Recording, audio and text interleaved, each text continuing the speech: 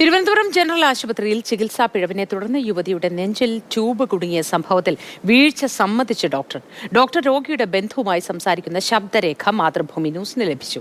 ആശുപത്രി അധികൃതരോട് ജില്ലാ മെഡിക്കൽ ഓഫീസർ റിപ്പോർട്ട് തേടിയിട്ടുണ്ട്.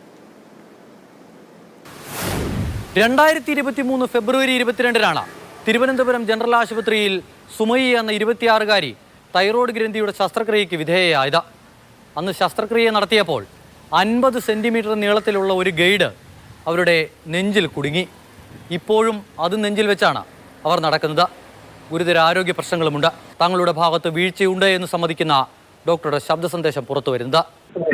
നിങ്ങളൊരു പറ്റിയൊരു അബദ്ധം വലിയൊരു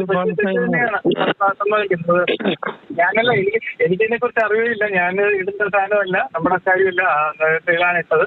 നിയമപരമായിട്ട് പോയി കഴിഞ്ഞാൽ ആർക്കാണ് പ്രശ്നം?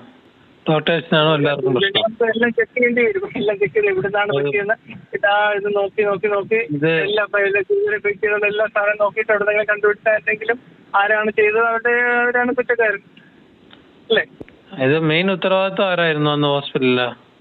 സംശയമൊന്നുമില്ല. ഹോസ്പിറ്റലിൽ ചെയ്തപ്പോ ഹോസ്പിറ്റൽ ഉത്തരവാദിത്വം എടുത്തല്ലേ വെച്ചോളൂ. ഡോക്ടർ ബന്ധമില്ല. എനിക്ക് സത്യമായി എനിക്ക് ബന്ധമൊന്നുമില്ല.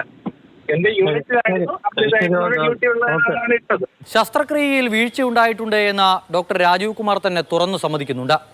ഈ വിഷയവുമായി ബന്ധപ്പെട്ട് DMOയ്ക്ക് മുന്നിൽ ഒരു പരാതിയുണ്ട്. ഇതിന്റെ അടിസ്ഥാനത്തിൽ DMO ആശുപത്രി അധികൃതരോട് വിശദീകരണം തേടിയിട്ടുണ്ട്. അത് ലഭിച്ച ശേഷമാകും തുടർ നടപടികൾ. എന്തായാലും പ്രശ്നപരിഹാരത്തിനുള്ള നടപടി ഉണ്ടായില്ല എങ്കിൽ ശക്തമായ പ്രതിഷേധമെന്നാണ് കുടുംബം വ്യക്തമാക്കുന്നത്. അമൽ തേനംപറമ്പിൽ, മാതൃഭൂമി ന്യൂസ്, തിരുവനന്തപുരം.